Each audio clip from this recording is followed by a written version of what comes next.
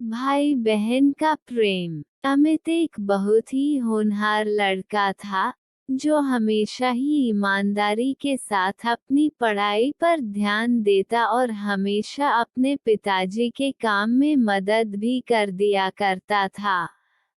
ऐसे तो वह बस सिर्फ 12वीं कक्षा का छात्र था, लेकिन फिर भी उसमें गजब का आत्मविश्वास था कि वह अकेले ही अपने पिता का काम संभाल लेता था और साथ में पढ़ाई पर भी ध्यान देता था। अमित की मां का देहांत 2 साल पहले ही हो चुका था और उसकी एक छोटी बहन थी जो स्कूल जाती थी, लेकिन कभी कभी इसे भी स्कूल से छुट्टी लेनी पड़ती थी क्योंकि अमित के पिताजी सही समय पर उसके स्कूल की फीस जमा नहीं करवा पाते थे। छोटी बहन को पढ़ाई का शौक नहीं था, लेकिन फिर भी अपने भाई के कहने पर वह पढ़ाई करने लगती थी। एक दिन छोटी बहन के पड़ोस में रहने वाली उसकी सहेली ने उसे अपने बर्थडे में आने के लिए कहा था, साथ में उसे रेड कलर की ड्रेस पहनने को कहा क्योंकि उसकी बर्थडे पार्टी की थीम रेड कलर थी। अमित की बहन इतनी समझदार नहीं थी और वह बार बार अपने भाई से जिद करने लगी, भैया मुझे नई ड्रेस खरीद कर देना,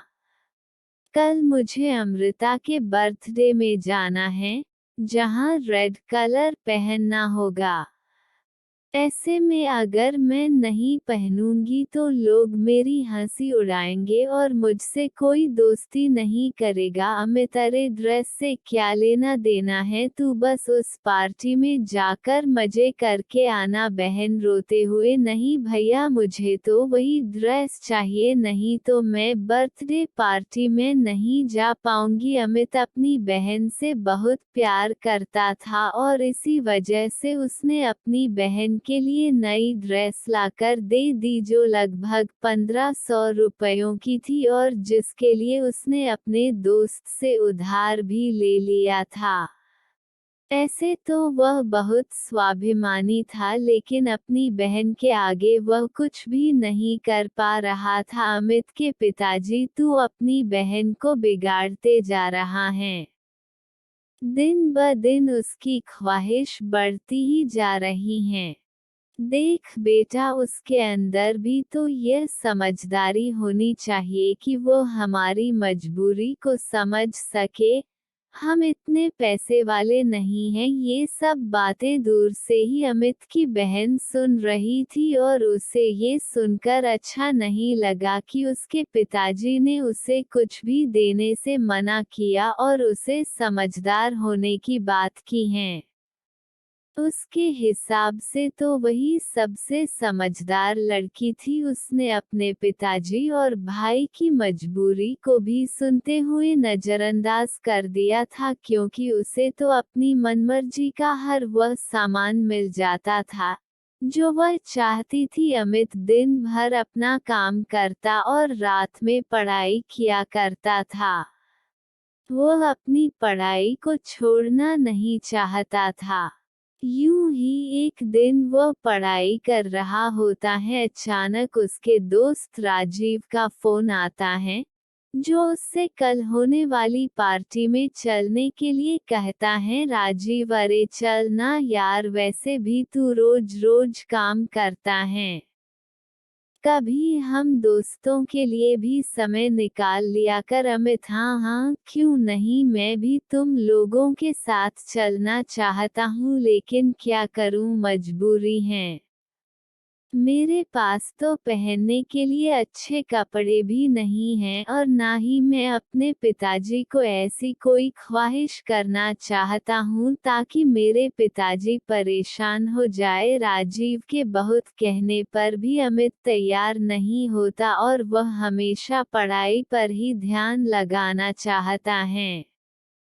ये सब बात सोते हुए अमित की बहन सुन लेती हैं, जिसे थोड़ा थोड़ा अफसोस होने लगता है कि जो भाई उसके लिए सब कुछ करने को तैयार हैं, वो खुद के लिए कभी कुछ कर ही नहीं पाता है। ऐसे में अचानक ही अमित के पिताजी को किसी दूसरे शहर जाना पड़ा जहां पर कुछ जरूरी काम आ पड़ा था। अमित की बहन भाई मेरी सहेली बता रही थी कि शहर के मॉल में एक बहुत अच्छी प्रदर्शनी लगी है जहां पर बहुत तरह तरह के डिजाइनर कपड़े मिल रहे हैं, वह भी सस्ते दामों में। मुझे भी वहां से कोई अच्छी सी ड्रेस लेकर दे दो ना, जिसे मैं अपने बर्थडे में पहन सकूं और मेरी सहेलियों को नीचा दिखा सकूं। अमित, तुम ये गलत सोच रही हो। हमें कभी किसी को नीचा नहीं दिखाना चाहिए बल्कि अपने कर्मों पर भरोसा रखना चाहिए। बहन भैया आप ही मुझे दिला सकते हैं, नहीं तो पिताजी तो हमें लेने ही ना दें। दिन भर अपनी मजबूरी बताते रहते हैं और कभी मेरा ध्यान भी नहीं रखते हैं। अमित उस समय चुप हो जाता है क्योंकि उसे अपने पिताजी की मजबूरी अच्छे से मालूम है, लेकिन छोटी बहन इन सब बातों से अनजान थी। तभी अमित को ख्याल आता है कि उस प्रदर्शनी में जाने के लिए महंगे पास की जरूरत पड़ती है, जो उसके पास नहीं है।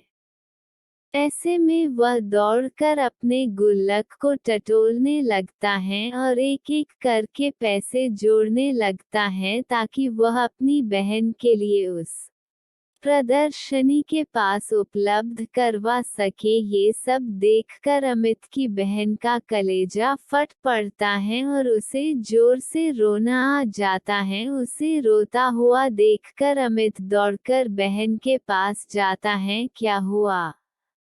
तुम इस तरह से क्यों रो रही हो बहन? रोते हुए आज तक आपने हमेशा मेरी खुशियों का ख्याल रखा, हर वह चीज मुझे दिलाई जो मैं मांगती रही, लेकिन कभी भी मैंने आपसे यह नहीं पूछा कि आखिर आप इन पैसों का इंतजाम कहाँ से करते हैं।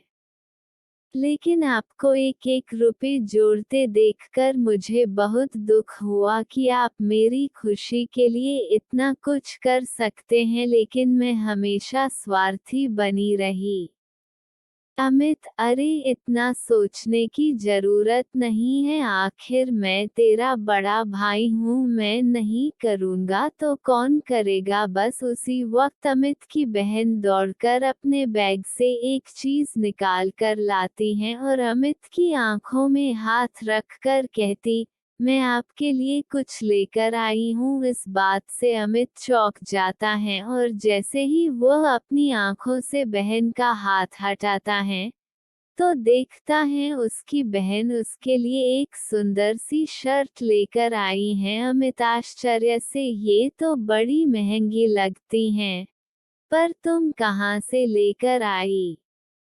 बहन, आपने जो मुझे थोड़े थोड़े करके मेरे खर्चे के लिए पैसे दिए थे ना, मैंने उसे ही जोड़ कर रखा था कि मैं उससे अपने लिए कोई अच्छी ड्रेस खरीद लूंगी, लेकिन जब मैंने आपके दोस्त की बात सुनी और आपने उसे पार्टी में जाने के लिए मना कर दिया, बस मैंने उसी समय ठान लिया था कि मैं आपको एक खूबसूरत सी शर्ट लेकर दूंगी। उम्मीद करती हूँ आपको ये शर्ट पसंद आएगी। अमित खुश होते हुए, अरे ये तो बहुत ही अच्छी हैं। मैं तो सोच भी नहीं सकता कि मेरे लिए कोई इतना भी कर सकता है। बहन भावुक होते हुए, ये तो मेरी तरफ से एक छोटा सा तोहफा है, लेकिन आज तक आपने जो मुझे प्यार और सम्मान दिया है उसकी तो कोई भी तुलना नहीं की जा सकती। अब मैं हमेशा आपका और पिताजी का हाथ बटाऊंगी और कभी भी फिजूल खर्च नहीं करूंगी। वह बात सही है, जितनी चादर होती है हमें पैर भी उतना ही फैलाना चाहिए। बहन की समझदारी वाली बातों को सुनकर अमित की आंखों में भी आंसू आ जाते हैं और तभी पिताजी वहां खड़े होकर उन दोनों को देखने लगते हैं। अब पिताजी की आंखों में भी अमित के साथ साथ बहन के लिए भी गर्व के भाव आ जाते हैं और वे दोनों बच्चों को गले से लगा लेते हैं। खुशियाँ हमेशा छोटी छोटी घटनाओं, छोटे छोटे मोमेंट्स में छुपे हुए होते हैं। कभी भी लाइफ में किसी के लिए कुछ बड़ा प्लान करने के बजाय किसी के लिए एक छोटा सा प्रयास भी बहुत मायने रखता है। किसी के लिए एक बड़ा महंगा उपहार खरीदने के बजाय किसी के साथ 2 पल बैठकर उससे बात कर लेना भी एक बहुत बढ़िया उपहार होता है। लाइफ में कभी कभी ऐसा भी होता है कि किसी को हमारा महंगे लाखों के गिफ्ट्स में कोई रुचि नहीं होती है, उनके साथ सब एक शाम गुजार ले वो भी बहुत होता है। लेकिन बदलते दुनिया और इस जीवन की आपाधापी में हम इतने मशगूल होते हैं कि किसी को अपना समय भी नहीं दे पाते हैं। जहाँ तक मेरा मानना है कि किसी के लिए किसी का सबसे बड़ा उपहार किसी को वक्त देना होता है। कि कोई भी किसी को जब अपना वक्त देता है तो वो उसको सिर्फ अपना वक्त नहीं दे रहा होता है, वह अपने जीवन का एक हिस्सा या ऐसे कहे तो वह अपना जीवन दे रहा होता है। जीवन में सबसे जरूरी 4 लोगों के साथ अपना समय बिताना और उनके सुख दुख में शामिल होना, यही तो जीवन है। इससे इत्र और कहीं जीवन थोड़े हैं। बस काफी लोग इसी खूबसूरत और अनमोल रिश्ते को सहेज नहीं पाते हैं। ये हमारे लिए किसी कीमती रिश्ते, किसी महंगे गिफ्ट से कम नहीं होते।